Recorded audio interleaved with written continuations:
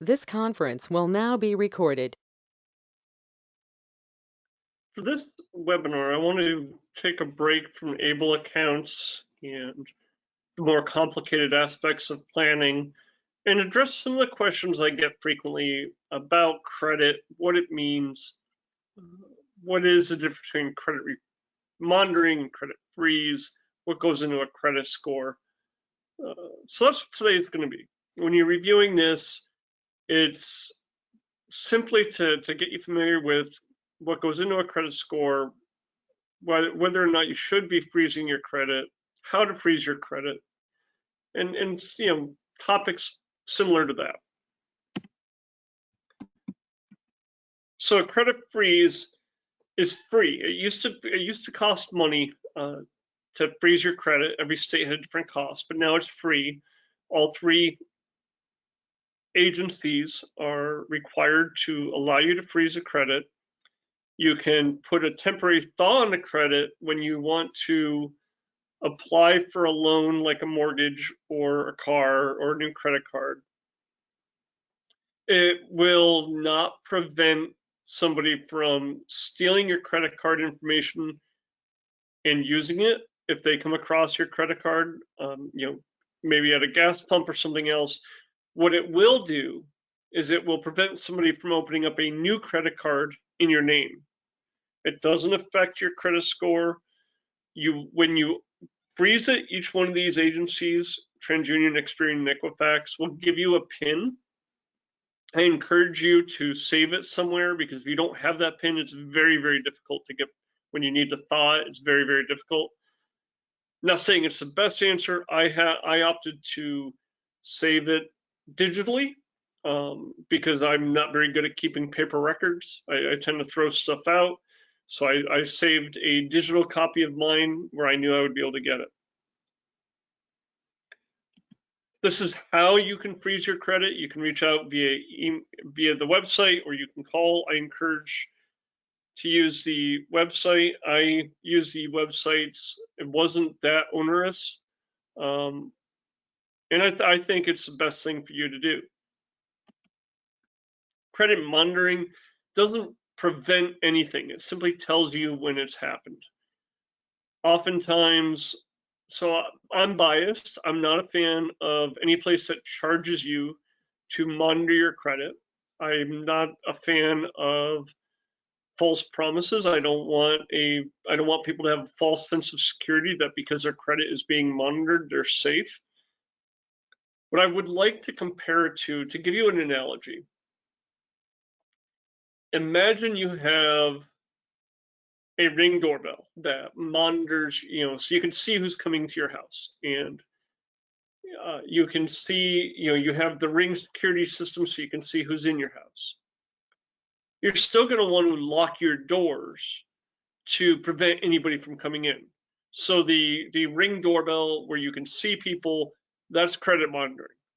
Locking your doors to keep people from coming in, that's a credit freeze. I'm hoping that analogy helps. It's the best analogy I can come up with right now. Again, they serve very different purposes, and you're still going to want to look at your own credit report to see what things are doing. Credit reports, you can order 3 a year. Right now, because of everything happening with COVID-19, the 3 credit reporting agencies are allowing people to get 1 a week until April of 2021. Again, these are free. Where I would recommend going is annualcreditreport.com. If you go to anything else, it's probably an ad, or they're going to try to charge you. You should not have to pay to look at your credit report. You're going to want to look to make sure that that all the identifying information is correct, your name, your address, all of that. Make sure all of your accounts are up to date. If you've closed the account, make sure it shows it's closed. And the reason I'm bringing this up right now is because with COVID-19, there is a lot of legislation out there where people are allowed to miss mortgage payments, but they're okay. Let me clarify. You can't just skip a mortgage payment. However, lenders are encouraged, if a borrower reaches out and states, I cannot make my mortgage payment because of COVID-19 related circumstances, mortgage lenders are encouraged to pause the loans. The same thing is true for student loans.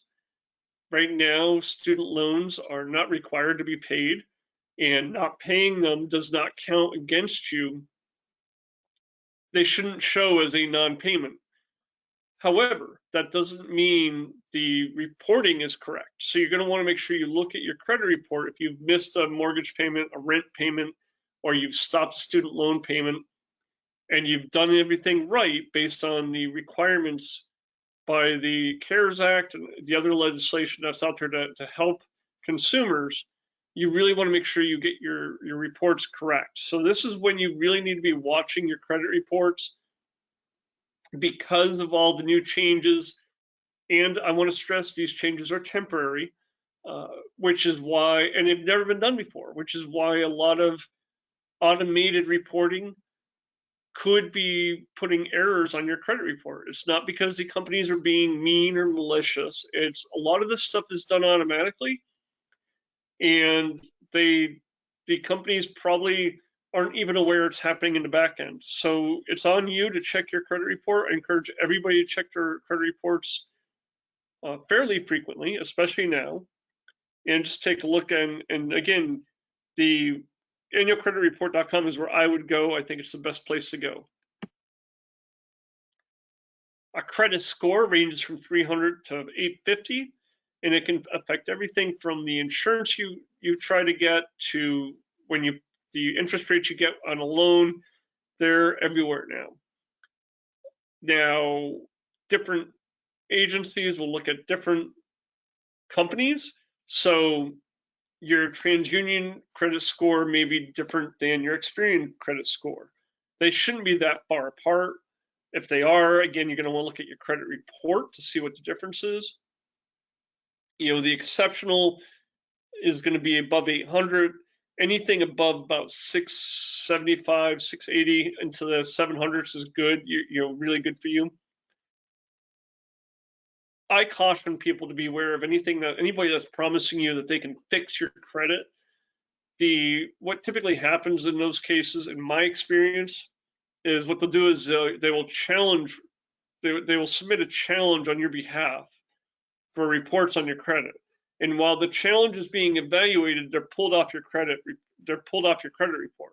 So that spikes your credit score that drives an increase in your credit score. That increase is temporary though, because if the things that are being challenged are legitimate, they're going to be put back on your credit report, and then your credit score is going to be dropping down. So beware of hiring people like this. You know, to rebuild your credit, it really takes time, especially if you've had something like a bankruptcy or multiple missed payments or payments past due 90 days. It takes time. You have to spend the time to rebuild your history. Here's an overview of what the credit history is. You know, inquiries are soft and hard inquiries. A hard inquiry is when you're making a loan. If you're applying for a loan like a mortgage, what you're going to want to do is if you're shopping for a mortgage, you really want to make sure you apply to any mortgage company that you want to apply to in the same month, because it's only going to count as one inquiry for that month.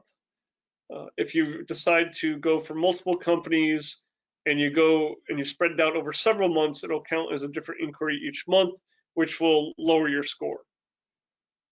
This is a quick overview. My recommendations are, if you really want monitoring, open up a Credit Karma or a Credit Sesame account. These accounts they're free. They'll give you the opportunity to look at what your credit score is going to be. It allows you to monitor your credit. Typically, for Credit Karma, I know for sure, Credit Karma only gives you 2 of the 3 agencies. The third one, you're going to have to go back out on your own for. After you open a Credit Karma or Credit Sesame account, that's when you're going to freeze your if you want to. Then you're going to want to freeze your credit with all three agencies. If you freeze it before you try to open those accounts, they're going to ask you to thaw the credit because they need access to the accounts to monitor you. So don't freeze the accounts until after you open either one of those. You're also going to want to freeze the credit for your children. This could be a little more challenging if your children are under the age of 18, but I encourage you to do it. And then again, I'm not a fan of paying for credit monitoring. I'd rather have you look at your own credit, and if the credit is frozen, there shouldn't be any risks to you. If you're looking at your credit report and you're looking at your credit card statements and things, you should know when there are hits on it that you didn't put in. If you have trouble remembering to look at it 3 times a year, use holidays, Easter, Christmas, birthdays, anything that'll spread it out every 3 or 4 months, and you're going to be able to remember it. Maybe it's Valentine's Day, 4th of July, and Thanksgiving. If you don't have religious holidays, maybe those are the 3 times a year that you check your credit report. So this was meant to be a quick overview. I hope you found it helpful. As always, we're available if you have questions for us. Best way to reach us is via email. And if you have something that you'd like us to address, please let us know, and we'll be happy to create a recording for you.